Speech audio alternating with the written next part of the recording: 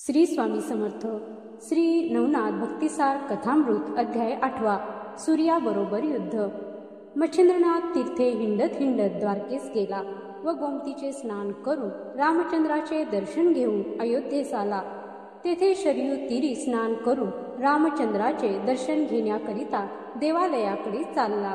त्यावेळी अयोध्येमध्ये पाशुपत या नावाचा राजा राज्य करीत होता.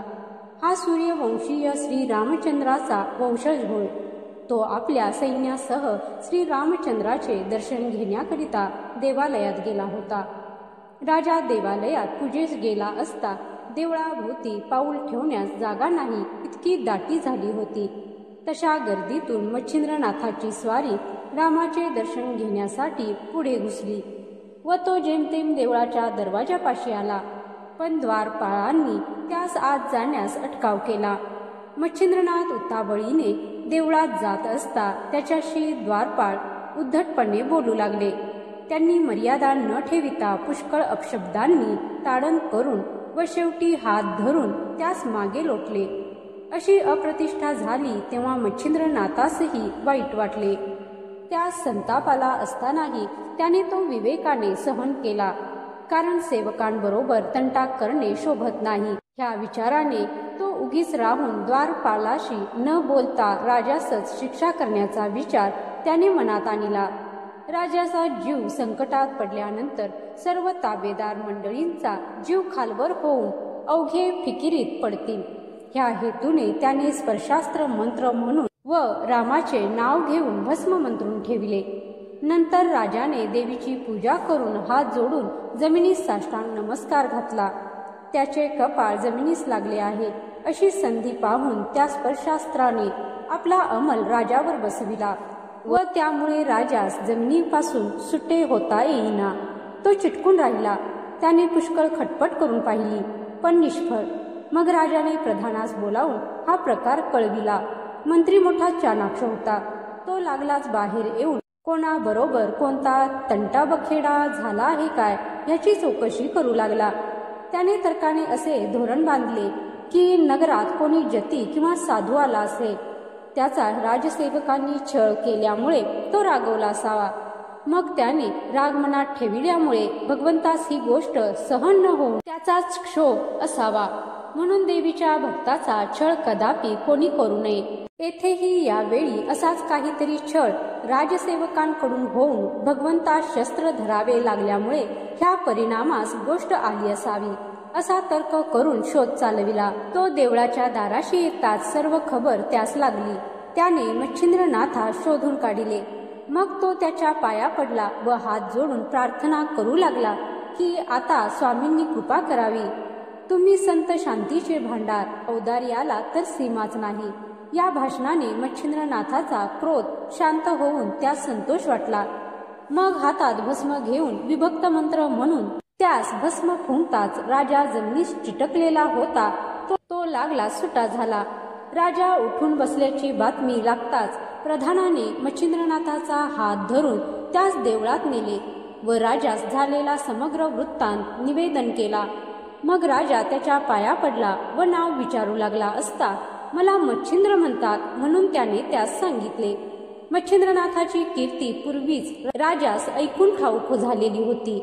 तोच मच्छिंद्रनाथ आज येऊन दर्शन देत आहे म्हणून राजास फार आनंद झाला. नंतर राजाने त्याचा हात धरून आपल्या समागमे राजवाड्यात नेले.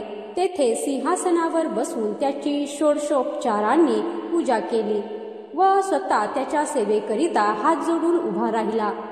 अशी राजाची निष्ठा पाहून मच्छिंद्रनाथास परमानंद झाला. मग प्रसन्न होऊन कोणता हेतू तुझ्या मनात आहे तो मला कळव म्हणून त्याने म्हटले. तेव्हा राजा म्हणाला, मी सूर्यवंशी श्रीराम राजाच्या घराण्यातला आहे. माझे नाव पाशुपत. मला इतकेच मागावयाचे की सूर्यकुळात उत्पन्न झालेला जो वीर शिरोमणी श्रीराम त्याची मला भेट व्हावी. हे ऐकून रामाची व तुझी भेट आत्ताच करून देतो असे बोलून राजास घेऊन मच्छिंद्रनाथ सभेच्या बाहेर अंगणात येऊन उभा राहिला. त्यावेळी त्याने धूम्रास्त्र मंत्र म्हणून व भस्म मंत्रून सूर्यावर टाकिले. त्याने करून संपूर्ण आकाश धुराने भरून गेले. सूर्य झाकून गेला व त्याचा सारथी अरुण धुरामुळे डोळे पुसू लागला आणि तोंडात धूर गेल्याने कासावीस होऊ लागला। तेव्हा क्षत्रिय कुळातील कोणीतरी राजाने ही धूम्रास्त्र विद्या प्रेरली आहे असे सूर्यास वाटले। मग त्याने वायू अस्त्राची योजना बाणावर करून तो बाण सोडिला। तेव्हा मोठा वारा सुटला, त्या योगाने धूर दाही दिशास फाकला। मग मच्छिंद्रनाथाने पर्वतास्त्राची योजना केली, त्याने सूर्याच्या रथास अडथळा झाला। त्या क्षणी सूर्यनारायणाने वज्रास्त्र सोडिले, तेने करून पर्वतास्त्रापासून निर्माण झालेल्या सर्व पर्वताचा नाश झाला। मग मच्छिंद्रनाथाने ब्रह्मास्त्राची योजना केली, तेव्हा घोड्यासहित अरुण सुद्धा भ्रमिष्ट होऊन वाट सोडून रथ भलतीकडे नेऊ लागला। असे पाहून सूर्याने ज्ञानास्त्र सोडिले, तेव्हा अग्नीवर उदक टाकल्याने जसा तो नाहीसा होतो किंवा शिष्याचे अज्ञानपण बोध करून सद्गुरू नाहीसे करतो, त्याचप्रमाणे सूर्याने ज्ञानास्त्राची प्रेरणा करून भ्रमाचे निरसन केले। ते पाहून मच्छिंद्रनाथाने वाताकर्षण अस्त्र सोडिले, तेव्हा सूर्यासह सारथी घोडे यांचा श्वासोच्छ्वास बंद झाला व रथ उलटून जमिनीवर आदळला। त्याबरोबर सूर्यही रथाखाली पडला। त्या तेजोमय सूर्याच्या योगाने पृथ्वी जळून जाऊ लागली। तेव्हा मच्छिंद्रनाथाने उदकास्त्राची योजना केली, मग अपरिमित जलवृष्टी होऊन दाह शांत झाला। परंतु सूर्य खाली पडून बेशुद्ध झाल्याने देवांची तोंडे सुकून गेली। ते सर्व मच्छिंद्रनाथाजवळ आले। ब्रह्मदेव, विष्णू, शिव, वरुण, अश्विनी, कुबेर, गंधर्व वगैरे सर्व देव लगबगीने धावत आले। एका सूर्यासाठी हे सर्व देव महीवरती उतरून मच्छिंद्रनाथाजवळ गेले व सूर्यापासून कोणता अपराध झाला आहे म्हणून त्यांनी विचारले।